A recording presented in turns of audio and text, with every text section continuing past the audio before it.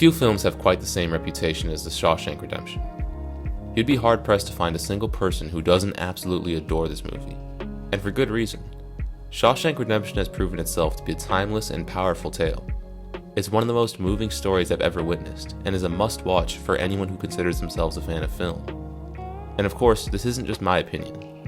It is the single highest-rated film on IMDb, with a score of 9.3 out of 10.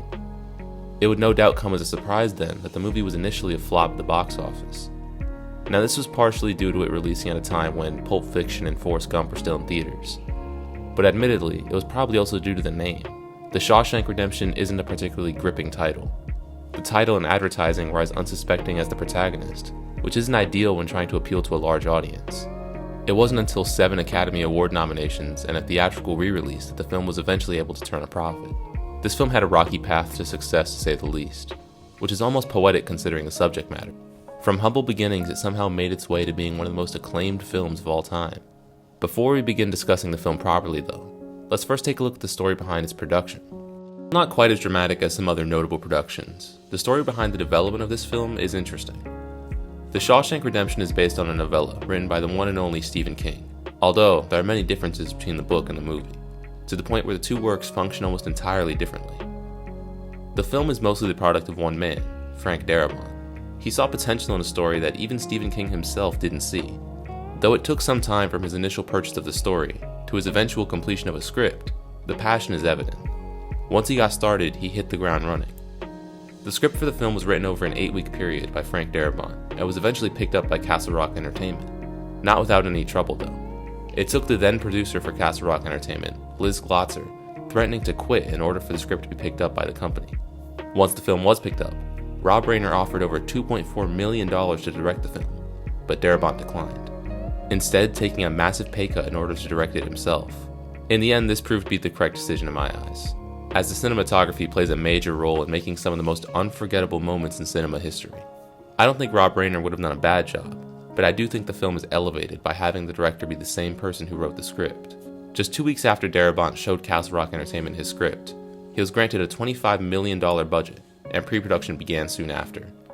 With the stage set, let's now take a look at the 1994 classic, The Shawshank Redemption.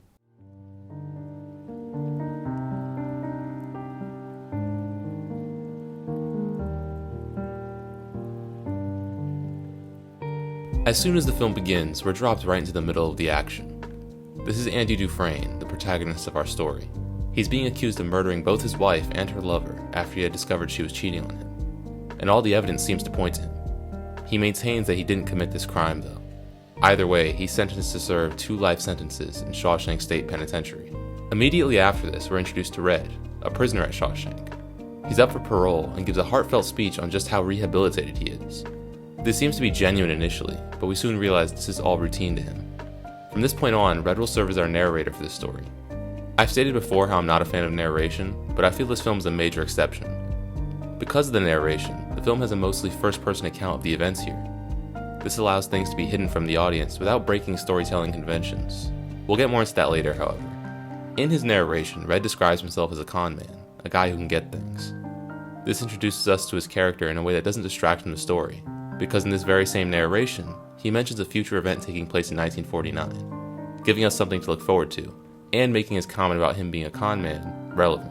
The narration also serves as a means of transition that helps us keep track of the passage of time, which is vitally important to this story. One of my personal pet peeves with narration is when it's inconsistent within a story, when it pops in and out seemingly at random. Because of the consistency it has in this narrative though, it almost never feels like I'm being pulled away from the story and being forced to listen to someone talk. It also helps the person offering the narration is Morgan Freeman, who has one of the most iconic voices in cinema. Often working in harmony with the narration is the soundtrack, which is absolutely phenomenal. It consistently enhances the atmosphere and completely makes some scenes. As early as Andy's first day in prison, with a combination of Morgan Freeman's narration and the ominous track entitled New Fish, the audience is made to feel the tension and anxiety of this moment. We don't know what to expect and we're put on edge, just like Andy. And it's not just the new compositions either. The adapted songs do a great job of enhancing the atmosphere. The very first scene of the film features the song If I Didn't Care by the Ink Spots. This is absolutely brilliant and serves 4 purposes. Firstly, it's diegetic, meaning it's also heard by the characters, immediately putting us in Andy's shoes. Secondly, it enhances the already ominous atmosphere and makes us feel tense. Thirdly, its lyrics are relevant to the situation. While at this point we don't know anything about Andy's relationship with his wife, we later learn how accurately the lyrics of this song describe their relationship. While of course up for interpretation, I feel the lyrics are describing a relationship where someone doesn't feel loved, with the singer reassuring them. Andy would later go on to tell us about how he pushed his wife away by not expressing his love well enough, the song expressing the words Andy would never have a chance to. The final thing this song does is establish the setting to the audience. The song is the first thing we hear, so it serves a vital role in familiarizing us with the time period. Speaking of establishing a setting, there's nothing more important in a prison film than doing just that. Since we'll be spending all of our time in this one location, it's important that it's established well. Shawshank Redemption does this extremely well.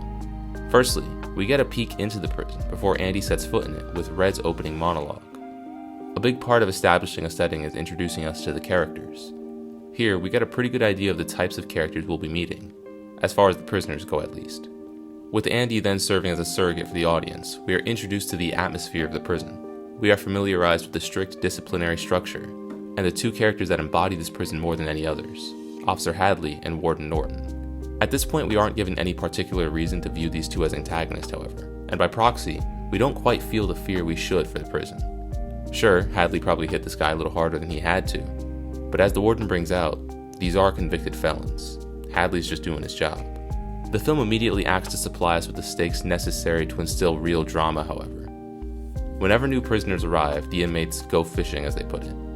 They cast bets on which new inmate they think is going to break down first, and then taunt them to try and win. After successfully getting a prisoner to have a breakdown, he is pulled from his cell and beaten by Hadley. As if this weren't already brutal enough, we find out in the following scene that the doctor in the infirmary had already gone home for the night, and the prisoner died. Immediately, this whole situation becomes a lot more real to both the audience as well as Andy. He's not just serving a life sentence, he's going to need to fight for his life as well. I understand you're a man that knows how to get things. I'm known to locate certain things from time to time. I wonder if you might get me a rock hammer. What? When it comes to prison films, it's usually a foregone conclusion that it will culminate in an escape. However, this film does something especially interesting in the scene where Andy asks Red for the rock hammer. The idea of escape is immediately shot down. Andy makes it clear that escape would be impossible with this object, and upon seeing the rock hammer, Red even comments about how it would take someone over 600 years to mine through the walls with one of these. This makes it clear to us that Andy doesn't plan on escaping, and that this isn't going to be that sort of film. 2 years later, Red and Andy are selected to resurface the roof of one of the buildings at Shawshank, and this is where it all changes for Andy. Before he was put in Shawshank, Andy was a banker. After overhearing a problem Officer Hadley's having with his finances, Andy offers to help him. All Andy asks in exchange is that he and the other inmates on this project get 3 beers apiece. Now this is objectively a smart move. In doing this, Andy gets on the good side of both the guards and prisoners. This shows immediate benefits, like Hadley taking care of some enemies Andy had made in the prison. And Andy also becomes closer with Red, who as previously mentioned is a guy who can get things. As Red brings out in his narration though, that's not why Andy did this. He did it to feel normal again. For a second, all the inmates can almost forget where they are. In doing this, Andy brings peace and most importantly, hope to these men. It may seem like a simple thing, but it means everything to them. Red goes so far as to say they felt as though they were the lords of all creation. Because of this stunt, Andy is recruited by the warden. Although, this begins with him being made the assistant to a man named Brooks Hatlin.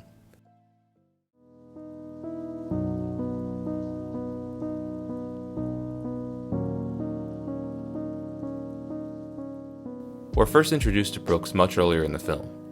He's caring for a bird he named Jake, and is the prison librarian. Once Andy is reassigned though, we learn much more about him. He's been in Shawshank for almost his entire life, and he's coming up on 50 years here. Unlike the novella, we never learn of Brooks' crime that landed him in Shawshank. He seems like a kind old man who is willing to help wherever he can. After Andy is made his assistant, a few years go by, with Andy eventually doing every one of the prison's taxes, including the warden. Suddenly though, Brooks is found holding Haywood at knife point. Andy eventually is able to talk him down, and it's revealed that Brooks is being released on parole. He wanted to kill Haywood so that they would be forced to let him stay in Shawshank. This may not seem to make sense at first, but as Red explains in the following scene, he's been institutionalized.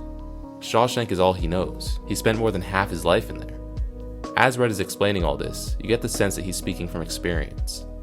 He's afraid of becoming like Brooks, institutionalized, relying on the walls of Shawshank.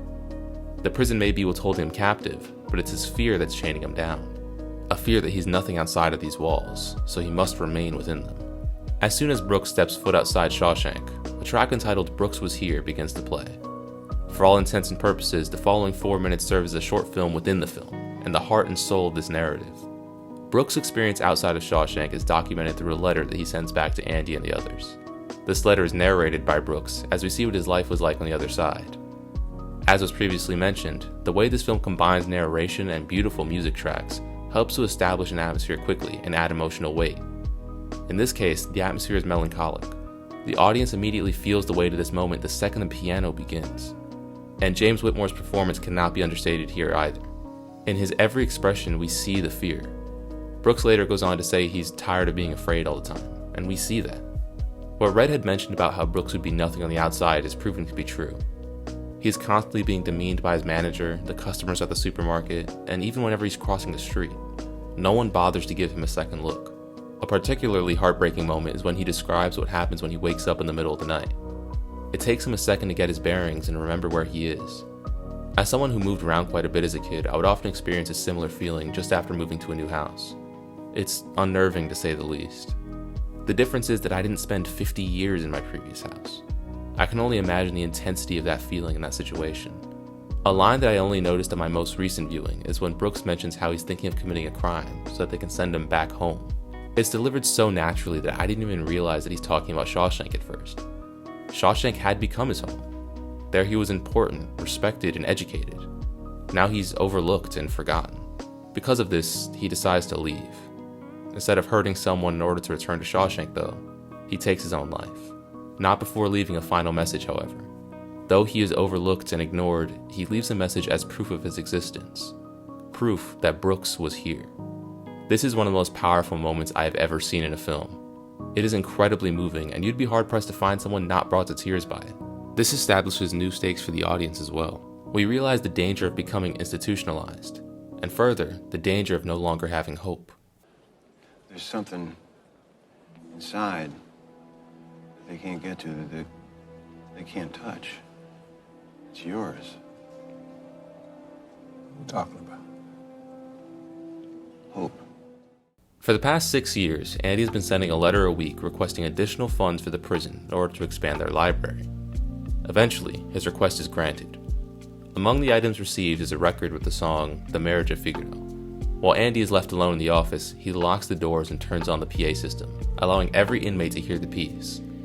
Now, this may not make sense at first. After finally getting a win, why risk it for something that may seem trivial? But as was the case with the beers, while it may seem like a small thing, it's important allowing these men to feel normal.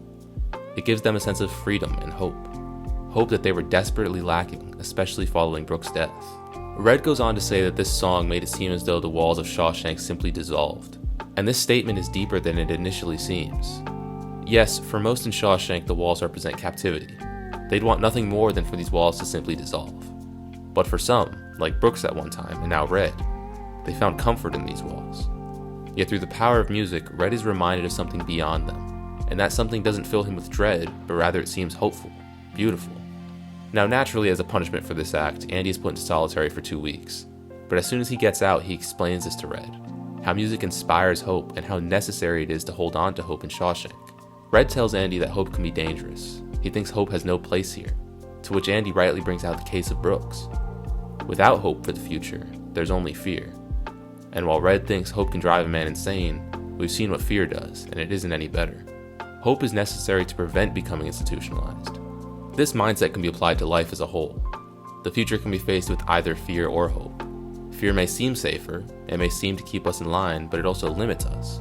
We become submissive to our perceived fate. This leaves us ill-equipped to deal with sudden shifts in our life, as we saw with Brooks.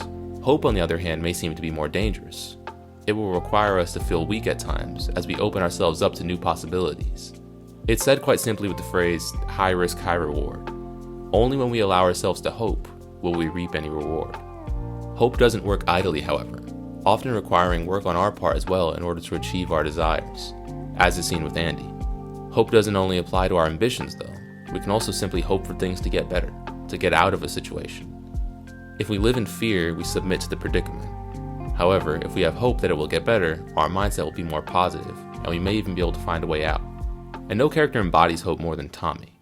18 years into Andy's sentence, Tommy Williams arrives at Shawshank. Tommy is a young kid who is in and out of jail.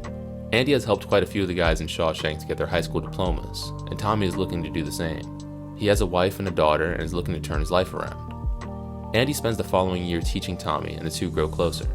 Red describes Tommy as Andy's prison project, same as the chessboard or library. But I feel Tommy is actually more similar to the beer situation, or playing Mozart over the PA system. Andy is trying to inspire hope.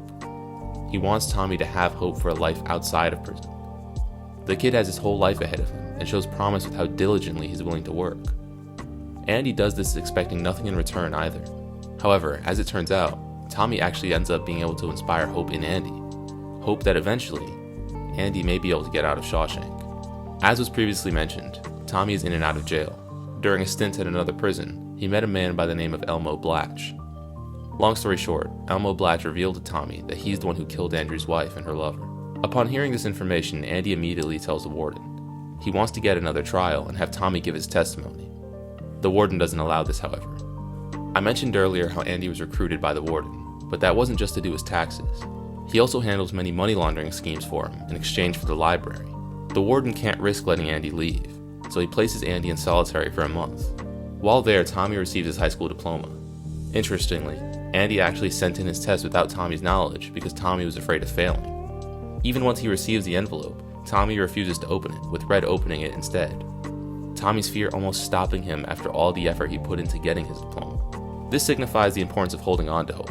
What's even more interesting to me is how this shows that even in solitary, Andy is inspiring hope.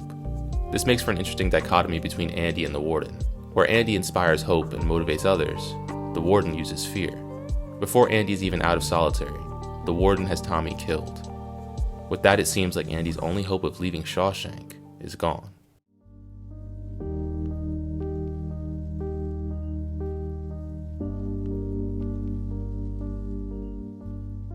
After a second month in solitary, Andy has a conversation with Red.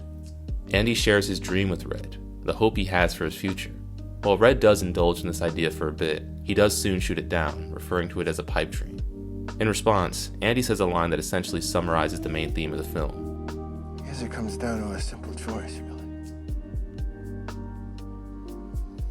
Get busy living, or get busy dying. This is essentially what the choice between hope versus fear equates to. While living in fear may seem completely idle, in reality you are working towards something. You're working toward death. The time passes and the future comes anyway, so what's the point in fear? You either put that time toward living, or put it toward dying. When put like that, the choice seems obvious, but of course it's much harder to make this choice in practice. Still, the simplicity of this line drives home the point that having hope is the best way to live, and the only way that makes sense. In Andy's predicament, his hope culminates in one of the greatest twists I've ever seen in film. Andy's escape is absolutely phenomenal. The idea of mining through the wall with a rock hammer is mentioned, but it's quickly dismissed as unrealistic. But as Andy also mentioned earlier in the film, he has nothing but time. Every detail of this escape was meticulously set up throughout the film, with it not becoming obvious until after. Like the poster, the identity Andy created, and his Bible. Rewatching the film with this reveal in mind is especially interesting. The scene where Andy's cell is searched becomes even more nerve-wracking as you realize that the warden was literally holding Andy's escape method. A neat detail I only just noticed is when the warden realizes that Andy stored the rock hammer in his Bible. Andy carved out a space for the hammer beginning in the book Exodus. This is significant because the Bible book of Exodus tells the story of the Israelites' escape from slavery by the Egyptians. While there are plenty of small details like that in this sequence, the thing people most likely remember from this is the scene where Andy stands in the rain, and for good reason. This scene steals the entire show. It's a moment of complete triumph. Andy's hope has been realized. All that's left is to savor the moment as the music swells to a crescendo. It makes sense that this was the scene chosen for the film's poster. And while we're on the topic of the poster, I have to say, it's one of the greatest posters I've ever seen. It represents the film so well and is composed beautifully. That's not quite the end of the film though. While Andy may have escaped, Red is still inside. Just a year after Andy's escape, Red gets out on parole though. Whereas prior two parole hearings were rehearsed and formulaic, here he shows actual character development. He expresses genuine remorse for his crimes. Soon after, we see Red's experience on the outside, which is very similar to Brooks.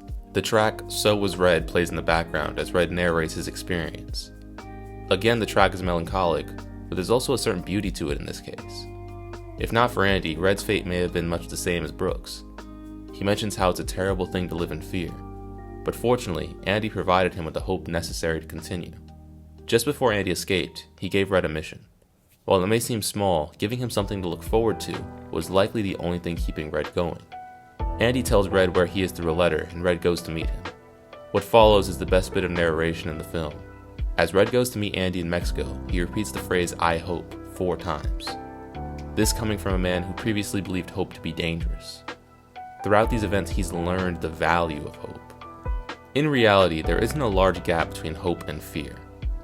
Where Red says, "I hope I'm able to cross the border," replacing it with, "I'm afraid of not being able to cross the border," doesn't change the expressed idea that much. The difference is the mindset. I only bring this up to show how simple it can be to begin to hope.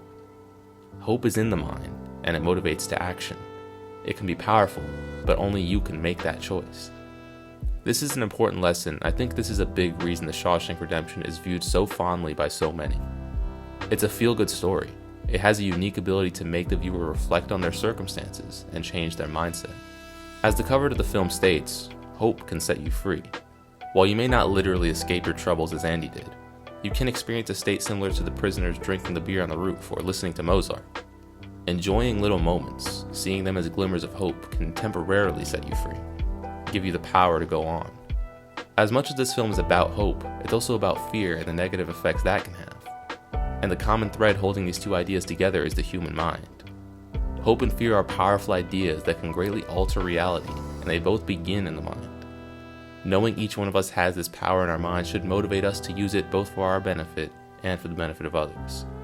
I'm glad I took the time to look at The Shawshank Redemption. I'm happy to say I wasn't disappointed. Despite how high of praise this film receives, it still surpassed my expectations.